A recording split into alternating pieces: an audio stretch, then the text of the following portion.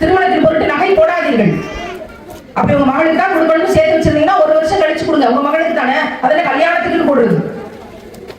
கல்யாணத்துக்குன்னு போடுறதுனாலதான் நீ நகை போட்டாதான் கட்டுவேன்னு ஒரு குரூப் இருக்கு. அந்த குரூப்பை உடைக்கணும்னா நீங்க திருமணத்தின் பொருட்டு யாரும் நகை போடாதீங்க. மகர் என்கிற சட்டம் அதுதானே. அப்படி உங்க மகளுக்கு கொடுக்கணும்னு ஆசைப்பட்டீங்கன்னா கோல்டு காயினா சேர்த்து வச்சு 6 மாசம் கழிச்சு கொடுங்க. கல்யாணத்துக்கு பிறகு அவளுக்கு எதுக்காவது பெரிய அளவுல பயன்படும்.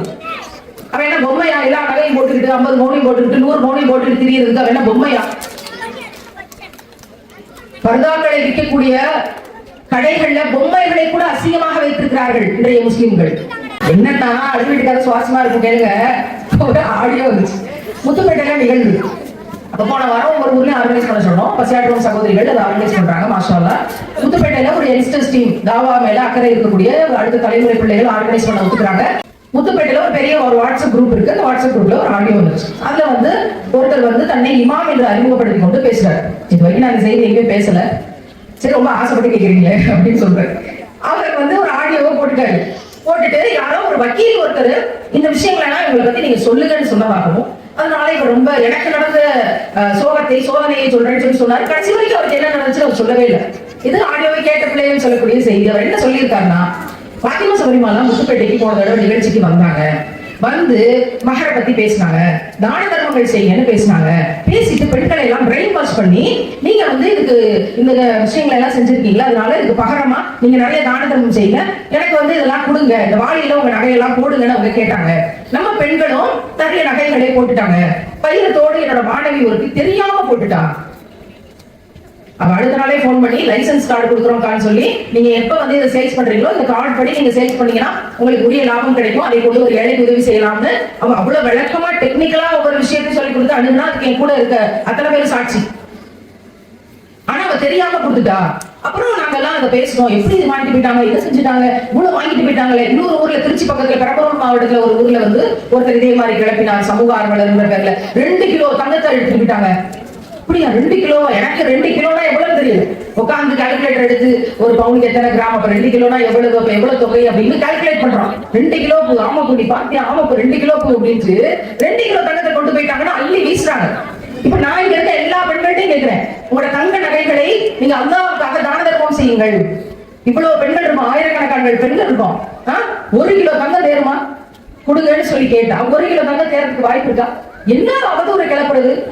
2 கிலோ தங்கத்தை கொண்டு போயிட்டாங்க. அதே மாதிரி இவர் சொல்றாரு, அவங்க நிறைய வாங்கிட்டு போயிட்டாங்க, எடுத்துட்டு போயிட்டாங்க. அவங்க நம்ம பேட்டி கேட்டாலும் கொடுக்க மாட்டேங்கிறாங்க, ஆண்களோட பேசுறது இல்ல உட்காந்து சொல்லிட்டாங்க. இப்ப நம்ம கேள்வி எழுதி தரோம்னு சொன்னோம், அதுக்கும் அவங்க பதில் சொல்லல. இப்படியாக போன கூட்டம் இதாகி போயிடுச்சு. நாங்க அறந்தாங்கிக்கு போனோம், அறந்தாங்கிக்கு அவங்க போய் பேசினாங்களாம். நான் அடிக்கடி அறந்தாங்கிக்கு பேச போவேன். அப்ப அங்க ப்ரோக்ராம் கோஆர்டினேட் பண்ணாங்க. அதை ஏன் சார் கேக்குறீங்க, பெரிய வைத்தறிச்சல் ஆயிடுச்சு, அவங்க வாடி வசூலுங்கிற பேர்ல எல்லாத்தையும் அள்ளிட்டு போயிட்டாங்க அப்படின்னா அவங்க ரொம்ப வருத்தப்பட்டு பேசுறாங்க. என்ன செய்யறது தெரியல. அவங்க குவைத்து கத்தாருக்கெல்லாம் போறாங்க இல்லையா, அங்க ப்ரோக்ராம் கோஆர்டினேட் பண்ணி இந்த அம்மாவை கூட்டம் புலம்புறாங்க. அவங்க சொன்னதெல்லாம் என்னால வெளியே கூட சொல்ற மாதிரி இல்ல, அவ்வளவு மோசமான விஷயத்த சொன்னாங்க. நான் கத்தாருக்குன்னு போகவே இல்லை. அதுலயே அடிப்பட்டு போச்சு அவரோட ஆடியோ. பிறகு சொன்னாங்க, வச்சாங்க, இதெல்லாம் வாங்கிட்டு போய் அவங்க என்ன செய்யறாங்கன்னு தெரியல. அப்படிதான் முத்துப்பேட்டையில நாங்க மதரசா கட்டுறவங்க ஒரு டீம் காசை வசூல் பண்ணிக்கிட்டு ஒரு வாரம் கழிச்சு எங்கேயோ பிடிபட்டு அது இப்ப கேஸ் ஆயிருக்குது. அப்படி இப்படி அது மாதிரி இவங்க ஏமாத்துனாங்கன்னா என்ன செய்ய முடியும்? ஒப்பிட்டு பாருங்க எப்படி இருக்குன்னு. இது எல்லாத்துக்கும் மனுஷர் மைதானத்துல அல்லாஹ் காட்டுவான். நான் இம்மையை துணைக்கு கூப்பிடவே இல்லை, நான் மறுமையை துணை கிடைக்கிறேன். நேரடியா அல்லாஹ்வை தான் நான் இதுக்கு நான் பொறுப்பு சாட்டுறேன். இந்த மனிதர்கள், அந்த மனிதர்கள், இவர்கள், அவர்கள் நபர், நான் அல்லாஹ்வை தான் கூப்பிடுறேன். அப்ப இதெல்லாம் என்ன செய்யறாங்கன்னு தெரியல. அவங்க திருட்டு கூட்டத்தோட ஒப்பிட்டு இதெல்லாம் போட்டு, அதனால இந்த அனுபவங்கள்லாம் ரொம்ப எனக்கு மோசமா இருந்தது. அதனால நான் மக்களுக்கு சொல்றேன், இப்ப அவங்க இந்த ஊருக்கு வர போறாங்களா, ஒரு கூட்டம் ஆர்கனைஸ் பண்றாங்களா, அதனால இந்த ஆடியோ நாங்க ரிலீஸ் பண்றோம். இந்த கூட்டத்தை தடுக்கணும்னு வேலை செய்யக்கூடிய ஒரு சிறப்பான வேலையை செஞ்சாங்க. இப்ப என்னை பத்தி யாருக்கும் தெரியல. ஒருத்தவங்க இந்த ஆடியோ கேட்கிறாங்க, இருக்குமோ உலகம் கெட்டு கிடக்குல்ல, யாரை நம்புறது, உலகமே அப்படித்தானே இருக்கு, எவ்வளவு சர்வசாதாரணமாக பேச முடியும்? இஸ்லாத்துக்கு 4 ஆண்டுகள் ஆகுது. இந்த 4 ஆண்டுகள்ல ஒவ்வொரு கூட்டத்திலையும் நாங்க அப்போ என்ன வேலைகள் செஞ்சுட்டு இருக்கோம். நான் வெறுமனே பேச மட்டும் இல்ல, ஆயிரக்கணக்கான பெண்களுக்கான உதவிகளை உலகம் முழுக்க இருக்க பெண்களுக்கு செய்யறோம். குறிப்பா தமிழ்நாட்டில் அதிகமான ஏழை பெண்களுக்காக செய்யறோம். அந்த பேப்பர்ஸ் ஒரு பீரோ நிறைய இருக்கு. நீங்க யாரு வேணாலும் பார்க்கணும்னு பெண்மணிகளை கூட வந்தால் அந்த பீரோ நிறைய இருக்க பேப்பர்ஸ் நான் காட்டுறேன். யாருக்கு செஞ்சிருக்கோம், எந்த பெண்மணிக்கு செஞ்சிருக்கோம், அவங்களோட டீடைல்ஸ் என்ன கொடுத்திருக்கோம், எவ்வளவு மதிப்பு, அத்தனையும் காட்ட தயார். எந்த பொள்ளாச்சியில பாலியல் வன்கொடுமையினால 1000க்கும் மேற்பட்ட ஆடியோஸ் ரிலீஸ் ஆகி பெண்கள் பாதிக்கப்பட்டாங்களோ, இன்னைக்கு வரைக்கும் குற்றவாளிகள்லாம் விருந்தாளிகள் மாதிரி ஜெயில ரொம்ப சந்தோஷமா வந்துட்டு போறாங்களோ கோர்ட்டுக்கு, அந்த பொள்ளாச்சியில ஒரு 6 சென்ட் நிலத்தை வாங்கி ஒரு பெண்கள் பாதுகாப்புக்கான ரீஹாபிலிட்டேஷன் சென்டர் கட்டணும். பாலியல் வன்கொடுமையால் பாதிக்கப்பட்டு ஒரு சாகக்கூடாது. அனாதை ஆதரவு நிக்கிறேன், ஒரு பிள்ளை அனாதையை நான் சாக போறேன்னு போகக்கூடாது. இப்ப வரதட்சணையில ஒரு பிள்ளை 300 பவுன் நகை போட்டு இன்னும் 200 பவுன் கேட்டு இந்த வாரம் நியூஸ் செத்து போனான்னு கேஸ் நடந்துட்டு இருக்கா இல்லையா? பரபரப்பா நம்மள பாத்துக்கிட்டு இருப்போம்ல, அப்படி யாரும் செத்துக்கூடாது. அதுக்கான அவேர்னஸ் மீட்டிங் சென்டர் அது இருக்கணும்னு பெண்கள் பாதுகாப்புக்கான விமன் ரீஹாபிலிட்டேஷன் சென்டருக்கான ஒரு மிகப்பெரிய பிரம்மாண்டமான ஒரு கட்டிடத்தை கட்டி நிலையில் இருக்கோம்.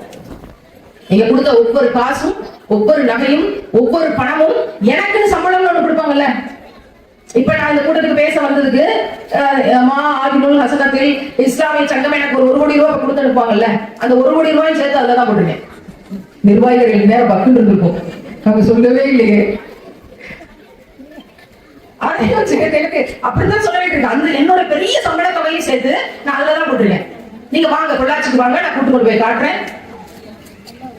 யாராவது வந்து இந்த வேலையை செய்ய முடியுதான்னு சொல்லுங்க. ஒவ்வொரு மாவட்டத்திலையும் பெண்களுக்கான ஒரு ஆதரவற்ற பெண்களுக்கான ஒரு ஹோமை உருவாக்கணும், ஒரு ட்ரைனிங் சென்டர் உருவாக்கணும். பாலியல் வன்கொடுமைக்கு எதிராக அங்க இருந்து ஆபீஸாக அது செயல்படணும். பெண்கள் விழிப்புணர்வுக்காக அந்த மையம் பாடுபடணும். இதோட மிகப்பெரிய கனவு, 15 ஆண்டு கால கனவு. அந்த கனவை நடைமுறைப்படுத்துறதுக்கு இன்னைக்கு ஒரு பில்டிங் உருவாக்கி இருக்கோம். ஒரு பில்டிங் அடுத்த ஊர்ல அடுத்து உருவாக்கணும் நியத்து வைக்கிறோம். நான் மரணிக்கும் போது என் பேங்க்ல 1 ரூபாய் காசு இருக்கக்கூடாது. அவள் வந்தாள், பேசினாள், உழைத்தாள், நிதி திரட்டினாள், அத்தனை இஸ்லாமிய பெண்களுக்காக வக்ஃப் செய்து விட்டு சென்றிருக்கிறாள். என்னோட மரணத்தின் பேசுபொருளாகும். கியாமத் நாள் வரைக்கும் பிள்ளைகளை பாதுகாக்கக்கூடிய நிறுவனங்களாக அதையெல்லாம் செயல்படணும். அந்த வீடியோஸ் குவைத்ல இருந்து எங்களை வழி அனுப்பி அவ்வளவு துவாவோட அந்த சகோதரர்கள் வழி அனுப்பின வீடியோஸ் இதெல்லாம் வச்சு எடிட் பண்ணி அந்த பேப்பர்ஸ் எல்லாத்தையும் அவ்வளவு கட்டுக்கட்டா இருந்தா நாங்கள் உதவி செய்த பேப்பர்ஸ் இதெல்லாம் நாங்கள் கவர்மெண்ட்டுக்கு ஒப்படைக்கணும், ஆட்சிக்கு ஒப்படைக்கணும். சும்மா செய்ய முடியாது வேலையை.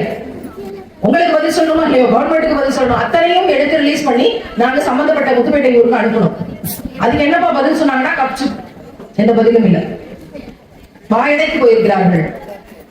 அப்போ நம்ம எல்லாருக்கும் போய் இந்த ஆதாரத்தை காட்ட முடியாது, குறிப்பா பொதுத்தளத்துல காட்டவே முடியாது. அப்படியான உலகத்துல வாழ்றோம். செய்யற வேலை, கணக்கு காட்டுற வேலையை பீரோ நிறைய இருக்கு, செய்யாத வேலை, நம்ம கணக்கு காட்டாத வேலை எவ்வளவு இருக்கு இல்ல? இறைவன் எல்லாவற்றையும் இந்த அரங்கத்துல இருந்து இப்ப நான் பேசுறது எல்லாத்தையும் பார்த்து கொண்டிருக்கிறான். ஒவ்வொரு உள்ளத்திலையும் ஓடுற விஷயங்கள் எல்லாத்தையும் பார்த்து கொண்டும் கேட்டுக்கொண்டும் அறிந்து கொண்டும் இருக்கிறான். சுபஹானல்லாஹ். இதுதான் அந்த ஆடியோ. அது சொல்லிட்டேன். இப்போ ஓகேவா? இது வந்து ஆடியோவை போட்டது அதிராம்பட்டினத்துல இருந்து ஒரு இமாம் சொல்லி ஒரு பரப்புரை. நாங்களும் அதிராம்பட்டினமான்னு விசாரிக்கிறோம். இல்ல அது அதிராம்பட்டினம் கிடையாது, அது பொய்யான தகவல்னு இப்ப விசாரிச்சு சொல்லியிருக்காங்க. ஒரு இமாமோட பேரை வேற குறிப்பிட்டு சொல்லியிருக்காங்க. அவர் தான் நாளைக்கு சந்திக்கலாம்னு இருக்கோம். இப்படி ஒரு விஷயத்தை கிளப்புறாங்க, துவா செய்யுங்க எங்களுக்காக அப்படின்னு சொல்லிட்டு என்ன செய்ய சொல்றீங்க? எங்கேயாவது அவங்களுக்கு வந்து பேசுறதுக்கு இடம் கொடுத்து இது பண்ணிட்டீங்கன்னா குண்டு போயிருவாங்கன்றதெல்லாம் நம்ம ஊர்களில் கிளப்புறாங்க. என்னங்க, காபாவை அழிப்பதற்காக ஒரு யானை கூட்டம் வந்த போது அல்லாஹ் அபாபில் பறவைகள் கையில குட்டி குட்டி குண்டை கொடுத்து அந்த யானை கூட்டத்தை செதஞ்சு போன வைக்க போற மாத்தி அந்த குட்டி சிட்டுக்குருவிகள் போல அந்த பறவைகளை கொண்டு காபாவை காப்பாத்தலையா? என்னங்க பேசுறீங்க? யாரை பார்த்து பயப்படுறீங்க? திருக்குறானுக்காக ஒரு பரப்புரை கையிலேந்தி கொண்டு வர்றவங்களுக்கு இப்படியான ஒரு பரிசை வந்து மக்கள் கொடுப்பாங்க அப்படின்னா இந்த கூட்டத்தை இறைவன் அத்தாட்சியாக்கி கொடுத்தான். எல்லாருக்கும் சொல்றேன், இந்த பக்கம் ஃபுல்லா கண்ணு கெட்ட தூரம் வரைக்கும் பெண்கள், இங்க கண்ணு கெட்ட தூரம் வரைக்கும் பெண்கள், இங்க கண்ணு கெட்ட தூரம் வரைக்கும் பெண்கள் என்ற சகோதரிகளின் கூட்டத்தை ஒருங்கிணைச்சு இறைவன் சாட்சியை தந்திருக்கிறான். குர்ஆனுக்காக யார் களவிறங்குகிறார்களோ அவர்களுக்காக நாங்கள் களவிறங்குவோம்னு அல்லாஹ் தன் மலக்குகள் படையை அனுப்புவான். சாட்சி அத்தாட்சி கண்ணு முன்னாடி. நாரே தக்பீர், அல்லாஹு அக்பர். அதிராமடத்துல கூட்டம் நடத்த முடியுமா? ஒரு 10 பேர் வருவாங்களா? 100 பேர் வருவாங்களா? என்ன செய்யறது? பரவாயில்ல, நான் பரவாயில்ல, ஏதாவது ஒரு மண்டபத்தை புக் பண்ணுங்க, யார்கிட்டயாவது காசு வாங்கி நடத்துவோம், ஏதாவது செய்வோம். அல்லாஹ் எங்களுக்கு இந்த இஸ்லாமிய சங்கத்தினுடைய சகோதரிகளை அப்படியே இறக்கி இருந்தா நாங்க பொறுப்பெடுக்கிறோம்னு. சுபஹானல்லாஹ். இன்னைக்கு ஆட்டோ அனௌன்ஸ்மெண்ட் கேட்கும் போது என்னோட உள்ளத்தின் அடுக்குகள்லாம் அதிருது. அரியாபுரத்தில் இருந்து வந்த உதவி இந்த மீட்டிங் நான் ஒரு அத்தாட்சியாக தான் முன்வைக்கிறேன். சுபஹானல்லாஹ். எப்படிங்க அல்லாஹ்வுக்கு எதிராக நீங்க செயல்படுவீங்க? அல்லாஹ் பார்த்துட்டு சும்மாவே இருப்பானா? அவன் ஒரு தவணை வைத்திருக்கிறான். எனவே இங்க கூடி இருக்கக்கூடிய கண்ணியமிக்க அல்லாஹ்வின் நல்லடியார்கள் அத்தனை பேருக்கும் நான் சொல்லிக்கிறேன், இந்த சமூகம் ஒரு மிகப்பெரிய பாக்கியம் பெற்ற சமூகம், சொர்க்கத்துக்கு நேரடியா போறதுக்கு வாக்களிக்கப்பட்டிருக்கிற சமூகம். அந்த வாய்ப்பை மிஸ் பண்ணிடாம சில பேர் நரகத்துல போட்டு எடுத்து பிறகு சொர்க்கத்துக்கு அனுப்பப்படுவார்கள். அவங்களோட பலவீனங்களுக்கு தகுந்த மாதிரி அந்த இடத்துக்கு போயிடாம நம்மளை பாதுகாக்கணும்னா இறைவன் திருக்குறானில் இட்ட கட்டளை அலங்காரத்தை வெளியே காட்டாதீர்கள் விஷயத்த ரொம்ப பேருதான் நம்ம பாத்துக்கணும். பிள்ளைய அலங்காரம் பண்ணி கல்யாணத்துல போட்டோ எடுத்து வெளியிட்டாலும் அலங்காரம் தான், மண்டபத்துல போய் பிள்ளை காட்சி அளிச்சாலும் அலங்காரம் தான், ஒருத்தர் போனுக்கு அந்த பிள்ளையோட போட்டோ போட்டாலும் அந்த அலங்காரத்தை வெளிக்காட்டின விஷயம் தான். இங்க கல்யாணத்துல சீர் பரப்புறேன், சீருக்கு ராப்பிங் பண்றேன், சாரிக்கு டிராப்பிங் பண்றேன்லாம் இன்னைக்கு பிளீஸோட வேலைக்கு அடி பண்ணிடுறதும் அலங்காரத்தை வெளியே காட்டுறதா. இன்னொரு இடத்துல இருந்து ஒரு ஆணையை கூப்பிட்டு வந்து வீடியோ எடுக்க வைக்கிறதும் அலங்காரத்தை வெளிக்காட்டுறதா. இந்த மாதிரியான வேலைகளை தடுக்காம அமைதியா எனக்கு என்ன, நான் என்ன செய்ய முடியும் அப்படின்னு சும்மா இருக்கிறதும் அலங்காரத்தை வெளியே காட்டுறதுக்கு சம்மதிச்சுக்கிட்டு இருக்கிறது. அப்போ இப்படி ஒரு விஷயம் நடக்கும் போது ஆரம்பத்திலே தடுக்கணும். ஜிக்னா ஜமிக்கு பர்தாக்களை தடுக்க வேண்டிய பொறுப்பு ஒவ்வொரு வீட்டுல இருக்கக்கூடிய தாயோட கையில இன்னைக்கு ஒப்படைக்கப்படுகிறது. கிழிச்சு கருத்து நீக்கி போட்டுருங்க. நரக நெருப்புல இருந்து பாதுகாக்கணும் நீயத்து வச்சு கிழிச்சு எரிச்சிருங்க. இனி நம்மளோட வெளியில போட்டு போற ட்ரெஸ்ல அலங்காரம் இல்லாம பாத்துக்குவோம். கோன் மெகந்தி வைக்காம மருதாணி இலையை அரைச்சு இறைவன் மருந்தை தந்திருக்கிறான், மகத்துவத்தை தந்திருக்கிறான். அந்த இலையை அரைச்சு விரல்களுக்கு தொப்பி போடக்கூடிய விஷயத்த நம்ம பிள்ளைகளுக்கு சொல்லி கொடுப்போம். மெகந்தி கோன் தான் வைப்பேன்னு சொன்னா மெகந்தி கோனை புடுங்கி சாக்கடை எழுதி போடுங்க. இல்ல அதான் செய்வேன்னு சொன்னா பிள்ளையும் தள்ளி விடுங்க. அப்படி பிள்ளை வச்சுட்டாங்க சொன்ன இவர்கள் என்னை சேர்ந்தவர்கள் இல்லைன்னு சொல்லிட்டு போக வேண்டியதான்.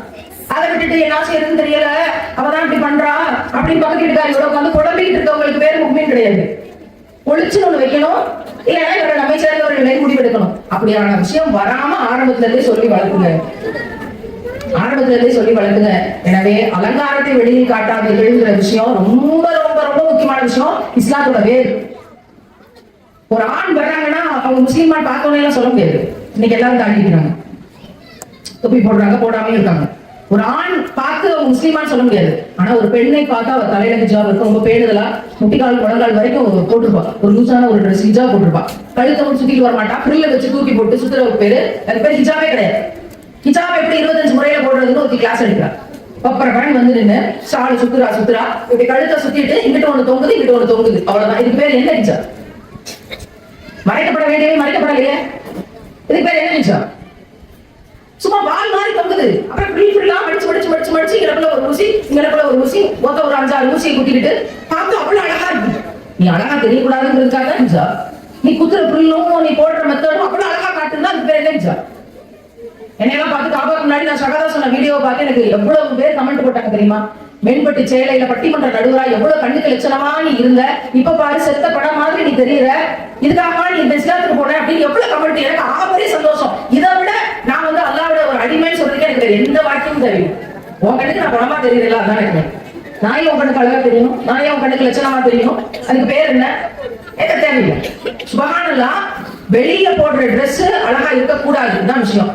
வீட்டுக்குள்ள நல்ல சேலை கட்டுங்க, பட்டு சேலை கட்டுங்க, என்ன ட்ரெஸ்னாலும் அழகா போடுங்க, மேக்கப் பண்ணுங்க, நல்ல பூ வைங்க, நல்ல அத்தர்களை போடுங்க, கவன் சந்தோஷமா வீட்டுல பிரமாதமா இருங்க. வாரத்துல ஒரு நாள் மேக்கப் டே வைங்களேன். அதான் பட்டத்துல அறிவிக்கிறேன், இனிமே நாங்களே அந்த வேலையை செய்யறோம். வாரம் ஒரு நாள் மேக்கப் டே, வீட்டுல நல்லா மேக்கப் பண்ணி கணவருக்கு, தாய் தகப்பனுக்கு, வீட்டுல இருக்க மகரமான உறவுகளுக்கு கண்ணுக்கு லட்சணமா பெண்கள் இருக்க வேண்டும். என்ன பார்த்தாலும் இந்த அழுக்கு நைட்டியை போட்டுக்கொண்டு ஒரு கொண்டையை மாட்டிக்கொண்டு இருக்கக்கூடாது அப்படின்னு ஒரு அனௌன்ஸ்மெண்ட் வெளியிடுவோம். மேக்கப் டே, பெண்களே இன்னைக்கு வந்து நீங்க நல்லா ட்ரெஸ் பண்ணீங்களா, நீட்டா, அது ஒரு நீங்க உங்க கணவரோட ஒரு செல்ஃபி எடுத்து உங்க கணவருக்கு மட்டும் அதை அனுப்புங்க அப்படி சொல்லுவோமே. இஸ்லாம் எதையும் தடை ஏதாவது அநியாயத்துக்கு ஏதாவது சொல்லியிருக்கா? எல்லாத்துக்கும் சிறப்பா அனுமதி கொடுத்துருக்கு. அலங்காரத்தோட இருங்கன்னு சொல்லியிருக்கு. யாருக்கு? ஓ வீட்டாட்களுக்கு. நான் வீட்டுல இருக்கும்போது அழுகு நைட்டி கொண்டையும் போட்டுக்கிட்டு குளிக்க கூட மாட்டாங்க லீவ் நாள்ல. வெளியே போகும்போது மட்டும் அந்த பிரைடல் மேக்கப்னு வரும்போது இவ்வளவு அப்படிக்கிட்டு பெட்டி கடையில வாழைப்பழம் வாங்க போற லிப்ஸ்டிக் போட்டு போறாங்க. ஒரு பிள்ளை நிஜமாவே எங்கோடதுல ஊர் பேர் வேற சொல்லக்கூடாதுன்றாங்க. நிஜமாவே தமிழ்நாட்டுல ஒரு ஊர்ல நான் எடிட் பண்ணிக்கிறேன், இங்க ரெக்கார்ட் பண்றவங்க எடிட் பண்ணிக்கங்க. ஏன்னா பக்கத்து பெட்டி கடைக்கு வாழைப்பழம் வாங்க போற பிள்ளை, ஒரு முட்டை வாங்க போற பிள்ளை லிப்ஸ்டிக் போட்டுட்டு இந்த கண்ணுக்கு மேல ஜிமிக்கிய போட்டாதான் அவளுக்கு வந்து இருக்கான். இன்னொரு பிள்ளை இருக்கா, ஆலிமாக்கு படிச்சிருக்கா 4 வருஷம். அந்த ஊர்ல ஆலிமா கோர்ஸ் 4 வருஷம் படிச்சு முடிச்சிருக்கா, ஆலிமா பட்டம் வாங்கியிருக்கா. தூங்கும் போது மேக்கப் போட்டு போகலாம். பைத்தியம். பின்னாடி சொல்லிட்டாங்க, நான் சொன்னேன், நான் சொல்றது முன்னாடி மேடையில இருந்து சொல்லியாச்சு. நான் இதை கேட்டவனே தான் சொன்னேன், பைத்தியம். வேற என்ன சொல்லி எதுக்கு? தூங்கும் போது மேக்கப் போட்டு தான் தூங்கணுமா? தூங்கும் போது யாரும் பார்க்க போறது இல்லை, ஆனா மேக்கப் போட்டு தான் தூங்கணும். அப்பதான் அவங்களுக்கு தூக்கம் வருமா? எவ்வளவு பாதிச்சிருக்கு பாருங்க மனநலம். ஏன்னா பைத்தியங்களாக அந்த மேக்கப்பின் பின்னாடி ஓட வச்சுட்டு எனக்கு அதுக்கு பிறகு டீப்பா யோசிக்கும் போது ஒரு கேள்வி வந்துச்சு. இப்ப கபருக்குள்ள போகும்போது இவளுக்கு யார் மேக்கப் போட்டுருவான்? இப்ப ஜனாசாவை குளிப்பாட்டி ஏன்னா கஃனிடுவாங்கல்ல, அப்ப இவளுக்கு என்ன மேக்கப் இருக்கும்? இந்த மேக்கப்ங்கிறதுல பைத்தியமாக அல்லாஹ் போட்டுட்டாலே இவளுக்கு கபருக்குள்ள என்ன நடக்கும்? அந்த பிள்ளைக்காக நான் நிறைய துவா செய்யறேன், என்னைக்காவது ஒரு நாள் மாறிடட்டும் அப்படின்னு. என்னங்க இது ஒரு மன நோய். இந்த மனநோயோட தொடக்கத்தில் சில பேர் இருக்காங்க, அந்த பிள்ளை எக்ஸ்ட்ரீம்ல இருக்கா, அவ்வளவுதான் வித்தியாசம். நல்ல அழகா லட்சணமா வீட்டுல இருங்க, இந்த கெமிக்கல்களை போட்டு வாங்கி முகத்துல அப்பாதீங்க. இந்த பாலாடை எடுத்து தேய்ச்சாலே முகம் படபடன்னு இருக்கும், கையிலும் மஞ்சளும் போட்டாலே அவ்வளவு பிரகாசமா இருப்பீங்க. அது போக குரான்ல உங்களுக்கு பிடிச்ச வசனங்களை பொருளோடு நீங்க ஒரு 2 வரிய போதுனா ஒட்டுமொத்த வெளிச்சமும் உங்க முகத்துல இறங்கிடும். நூர் அப்படின்னு இஸ்லாம் சொல்லுது அழகா. நம்ம குரானை மீறல அப்படிங்கிற ஒரு அழகான பாக்கியத்தை பெற்றவர்களா நம்ம எல்லாரும் சொர்க்கத்துல பாத்திமா நாயகம் அவர்களோடு சொர்க்கத்தில் நுழைவதற்கான பாக்கியத்தை பெற்றவர்களாயிரும். அந்த வாய்ப்பை இறைவன் நமக்கு தரட்டும், அப்படி விசாலப்பட்ட உள்ளத்தை தரட்டும். இப்பயும் நான் சொல்றேன், நிறைய தான தர்மம் செய்யுங்கள். நான் மரணிக்கிற வரைக்கும் சொல்லிக் கொண்டேதான் இருப்பேன். நான் இஸ்லாத்துக்குள்ள வரும்போது என்னோட தங்க நகைகளை எல்லாம் ஏழை பிள்ளைகளின் படிப்புக்கு கொடுத்த பிறகுதான் நான் இஸ்லாத்துக்குள்ள வந்தேன். அது பிறகு இப்போ வரைக்கும் எந்த தங்க நகையும் நான் அணியல், எனக்கு நகையே அணியல், எனக்கு தேவைப்படவே இல்லை. என்னோட போட்டோஸ் எல்லாம் எடுத்து பார்த்தா இஸ்லாத்துக்கு முன்னாடி இருந்திருக்கும், மேக்கப்போட ஸ்டேஜ்ல இருந்திருக்கும். இப்ப இருக்க படங்களை எடுத்து பார்த்தா கண்ணுக்கு லட்சணமா எனக்கு இப்ப இருக்க படம் தான் தெரியும். மரணிக்கிற வரைக்கும் தான தர்மம் செய்யுங்கள். அல்லாஹ் தந்தது அல்லாஹ்வின் பாதைக்கே கொடுங்க. எனக்கெல்லாம் இந்த உலகத்துல எனக்குன்னு எதையும் வைக்காம நான் போகணுங்கிறது துவா. அல்லாஹ் பாதுகாத்து அப்படியே கொண்டு போயிடும். வேலையை விட்டோம், கணவரை விட்டோம், சொந்த பந்தங்களை விட்டோம், இஸ்லாத்துக்காக அல்லாவுக்காக மென்பட்டு சேலைகளை விட்டோம், மேக்கப்புகளை விட்டோம், சேட்டலைட் சேனல்ல பட்டிமன்ற நடுவர்ங்கிறத தூக்கி எறிஞ்சோம், ஒரு கட்சி தலைவர்ங்கிற பேரை தூக்கி எறிஞ்சோம், ஒரு அமைப்பு தலைவர்ங்கிற பேரை தூக்கி எறிஞ்சோம், எல்லாத்தையும் தூக்கி எறிஞ்சோம். யாருமே இல்லாம அனாதையாக இஸ்லாத்துக்குள்ள வந்தாலும் பரவாயில்லை. வந்த பிறகு அதை விட அதிகமான நோவிலைகளை சந்திச்சோம். அதையும் அல்லாஹ்வுக்காகவே பொறுமையாக தாங்கி கொண்டிருக்கிறோம். சமூகத்துக்கு எந்த கெட்ட பேர் வந்துடக்கூடாதுங்கிறதுக்காக இறைவன் அனைத்தையும் பார்த்து கொண்டும் கேட்டுக்கொண்டும் அறிந்து கொண்டும் இருக்கிறான். எதை இழந்தாலும் பரவாயில்லை, பெற்ற தாய்கள் உட்பட அல்லாஹ்வை இழக்க தயாராக இல்லைங்கிற வைராக்கியம் இருக்கிறதுனால மிக உடல்நலம் கடினப்பட்ட நிலைமையிலும் இந்த பரப்புரை கையில எடுத்து ஆகணும். சீரியஸ், ரொம்ப சீரியஸான நிலைமையில இருக்குது. இது சாதாரணமா இல்ல மீடியாவோட விஷயம் அப்படிங்கறத தெரிஞ்சுக்கிட்டு நிறைவா இந்த செய்தியை சொல்லி முடிக்கிறேன். இன்னைக்கு ஒரு வீடியோ பாக்குறேன், ஒரு பிரபலமான சேனல், அதுல பிள்ளைகளை சாமி பாட்டு பாட வைக்கிறாங்க. அதுல ஒரு இஸ்லாமிய பிள்ளை தான் போய் அவ்வளவு பாட்டு பாடுறாங்க. எல்லாரும் எந்திரிச்சு கை தட்டுறாங்க. எனக்கு மனசு வலிக்குது. எப்படி இது சாத்தியமாகுது? எப்படி இதை சாத்தியப்படுத்துறாங்க? எப்படி என்கரேஜ் பண்றாங்க? எப்படி வளர்க்குறாங்க? நீயும் இது மாதிரி வானு. அந்த தாய் ஹிஜாப் போட்டுட்டு ஒரு ஷால் போட்டுருக்காங்க. அந்த ஹிஜாப் எடுத்து கண்ணி தண்ணி துடைக்கிறா. எல்லாரும் நம்ம மகளை பாராட்டுறாங்கன்னு சொல்லி இதுக்கு பேர் பாராட்டாமா? இதுக்கு பேர் பாராட்டா? இன்னைக்கு நீங்க நெகிழ்ச்சியா சந்தோஷம் ஆனந்த கண்ணீரை துடைக்கிறீங்களே, உங்க உள்ளத்தினுடைய ஈமானுக்காக நாங்கள் அழுகிறோம். நாளைக்கு என்ன? இப்படிதான் என்கரேஜ் பண்ணக்கூடிய விஷயமாக இந்த சமூகம் இருக்கு, மீடியா இருக்கு. எப்படியாவது இஸ்லாமிய பிள்ளைகளை எடுத்துடலாம்னு சொல்லி. ஆனால் கியாமத் நாள் வரைக்கும் ஒரு சிறு கூட்டம் உண்டு. சிறு கூட்டத்தை சேர்ந்து நன்மை விதைத்து தீமையை தடுக்கக்கூடியவர்களாக நம்மை இறைவன் ஆகட்டும்.